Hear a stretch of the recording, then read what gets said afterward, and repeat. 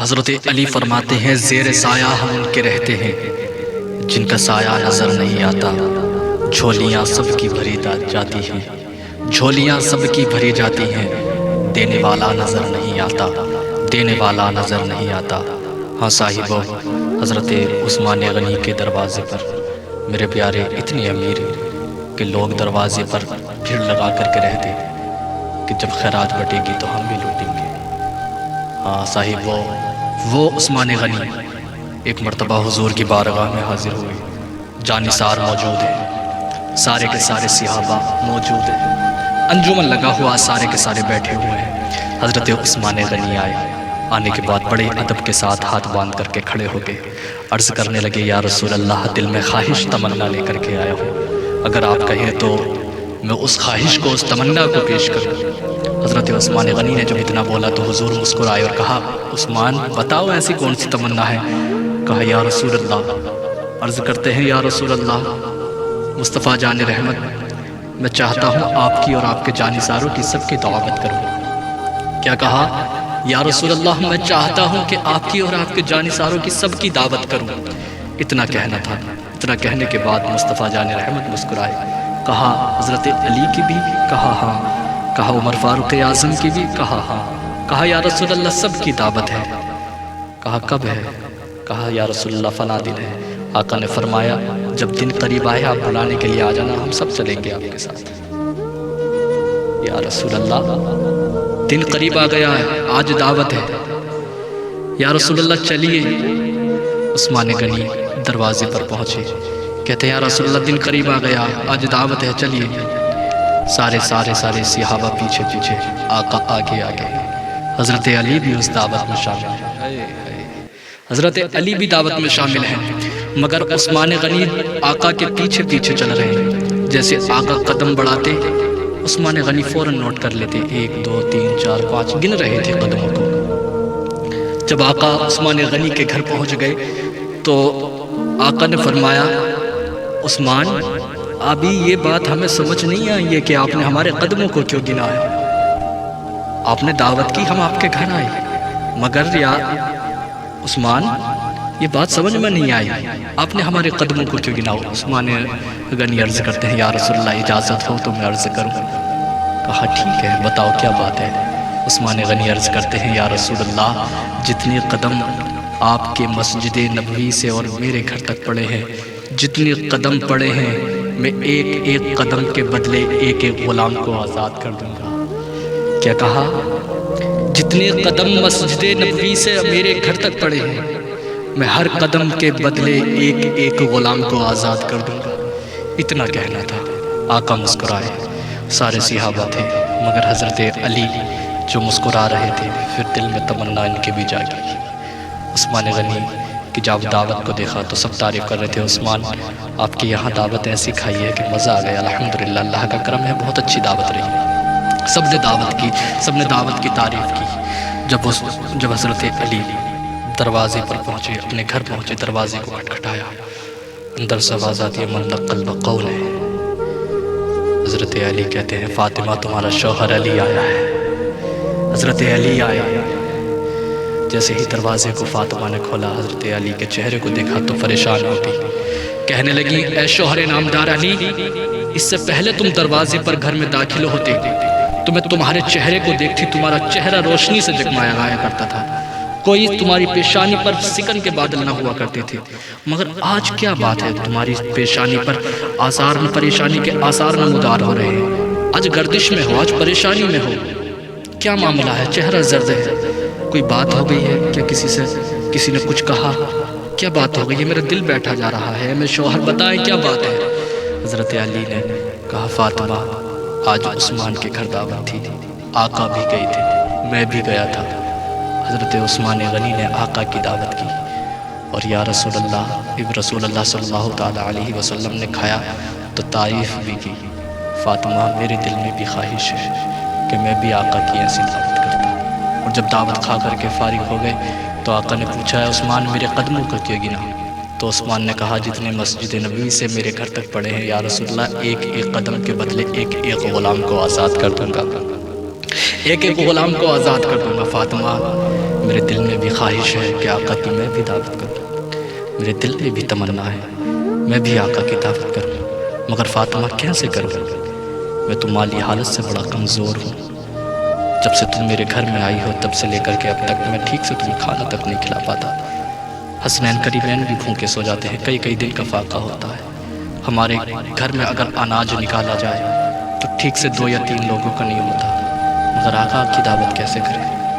مگر میرے پیارے، آج میں ان ماں اور بہنوں سے کہنا چاہتا ہوں، فاطمہ نے یہ اعلان کیا ہے ڈنکے کی چوٹ پر کہ شوہر غریب ہو، شوہر اگر پیسے سے یا مالی حالت سے کمزور ہو، فاطمہ نے درس دیا ہے اپنی امت کی کنیزوں کو، مصطفیٰ جان رحمت کی امت کی کنیزوں کو، کہ شوہر اگر غریب ہو تو اسے تانے نہ دیا کرے۔ تیرے گھر میں آنے کے بعد جب سے آئی ہوں مجھے کھانے تک کے لالے ہیں، تیرے گھر میں جب سے آئی ہوں تب سے لے کر کے اب تک مجھے ٹھیک سے پہننے کا کپڑا تک میسر نہیں آیا ہے، ٹھیک سے کھانا تک میسر نہ ہوا۔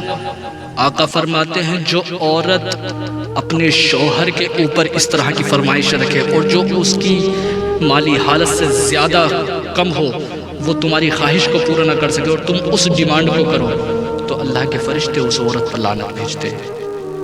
ایسی ڈیمانڈ مت کرو اپنے شوہر سے جو وہ تمہاری خواہش کو پوری نہ کر پائے، جو تمہاری خواہشات کو مکمل نہ کر پائے۔ فاطمہ نے کہا علی پریشان کیوں ہوتے ہو، اندر تو آؤ۔ جیسے ہی علی اندر آتے ہیں، اندر آنے کے بعد میرے پیارے، فاطمہ کہتی ہیں علی پریشان مت ہو، تم ایک کام کرو، جاؤ آقا کی دعوت کراؤ۔ کہا کیا مطلب؟ فاطمہ تم جانتی ہو میں دعوت کا تک انتظام نہیں کر سکتا۔ اے فاطمہ تم میری حالت جانتی ہو کہ میں کیسے آقا کی دعوت کروں گا، اور جاؤں گا تو کس منہ کو لے کر کے جاؤں گا اور آقا کو کیا کھلاؤں گا؟ میرے پیارے، فاطمہ نے کہا آقا کی دعوت کرنا تمہارا کام ہے، یہ اللہ کے نبی ہے، اور انتظام کرنا یہ اللہ کا کام ہے، تم کو اتنا کہنا تھا۔ فاطمہ کہتی ہیں جاؤ شوہر نامدار علی دعوت کراؤ، اللہ کا نبی ہے، اللہ خود جانے اپنے محبوب کو کیسے کھلائے گا، کیا کھلائے گا، اتنا کہنا تھا میرے پیارے۔ حضرت علی دوڑے پہنچے، خوشی کا عالم ہے کہ فاطمہ نے کہہ دیا تو کچھ نہ کچھ تو انتظام ضرور ہوگا۔ میرے پیارے، علی جیسے ہی دروازے پر پہنچے، آقا کے سارے کے سارے جانثار موجود تھے، سارے صحابہ موجود تھے، سارے کے سارے آقا کے صحابہ موجود تھے۔ حضرت علی نے قدم رکھا تھا، دل میں مسکراہٹ، لبوں پر دل میں گھبراہٹ، مگر چہرے پر مسکراہٹ۔ کہتے ہیں یا رسول اللہ آپ کی دعوت کرنے کے لیے آیا ہوں۔ اتنا کہنا تھا کہ آپ کی دعوت کرنے کے لیے آیا ہوں۔ آقا نے جب اتنا سنا تو آقا مسکرائے، کہا دیکھو علی ہم سب کی دعوت کرنے آئے۔ علی سوچنے لگے یار پاسا تو الٹا پڑ گیا، میں تو آقا کی دعوت کرنے آیا تھا، مگر آقا نے یہاں کہہ دیا کہ دیکھو علی سب کی دعوت کرنے آئے ہیں۔ کیا بات مصطفیٰ کو پتا نہیں تھا میرا علی مالی حالت سے کمزور ہے؟ علی کو معلوم نہیں تھا، حضرت مصطفیٰ جان رحمت کو پتا نہیں تھا کہ علی اتنے لوگوں کا کھانا نہیں کر سکتا، مگر مصطفیٰ جان رحمت کو بھروسہ تھا کہ جس کے دروازے جا رہے ہیں اس میں فاطمہ بھی رہتی ہیں، اور فاطمہ کی بات کو خدا رب کریم کبھی ٹال نہیں سکتا۔ یہ مصطفیٰ جان رحمت کو معلوم تھا۔ میرے پیارے، جب اتنا کہا کب ہے دعوت؟ کہا یا رسول اللہ فلاں دن ہے۔ کہا ٹھیک ہے علی آ جانا، ہم چلیں گے تمہارے ساتھ۔ میرے پیارے، علی گھر آئے، علی کہنے لگے فاطمہ معاملہ بڑا خراب ہو گیا ہے۔ کہا کیا بات ہے؟ کہا معاملہ تو یہ ہو گیا، میں تو مصطفیٰ کی دعوت کرنے کے لیے گیا تھا، مگر حضور نے تو سب کی دعوت کر دی۔ کہا کیا مطلب؟ کہا میں تو آقا کی دعوت کرنے گیا تھا، سارے صحابہ موجود تھے، سارے جانثار موجود تھے، میں نے جب اتنا کہا یا آقا تمہاری دعوت ہے یا رسول اللہ، تو آقا نے فرمایا دیکھو علی سب کی دعوت کرنے آئے ہیں۔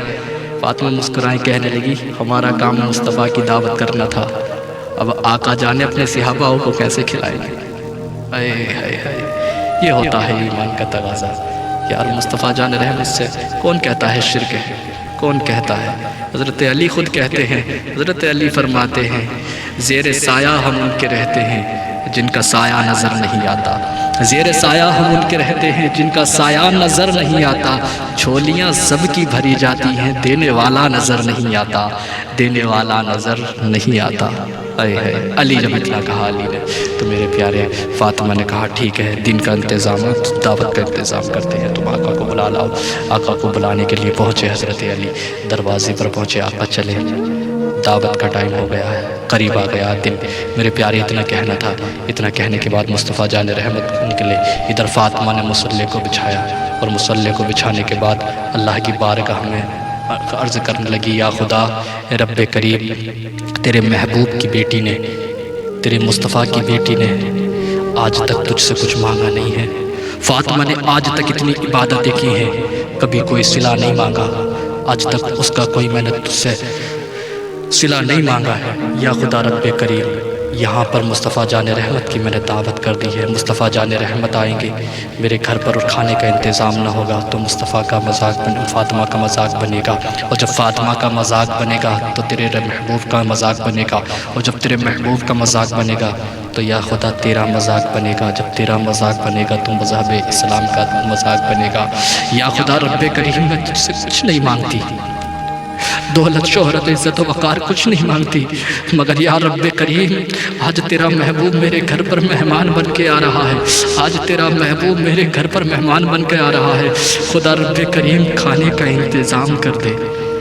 میرے پیارے چولہے پر برتن چڑھا ہوا تھا، فاطمہ نے جب دعا گڑ گڑا کر کے مانگی تو رب کریم نے فرمایا، جبریل جاؤ، جا کر کے جنت سے فاطمہ کے دسترخوان پر کھانا اتار دو۔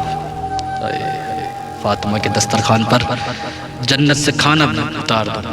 حضرت علی گئے، جانے کے بعد میرے پیارے حضرت علی پہنچے، فاطمہ دعوت کا انتظام کیا ہوا؟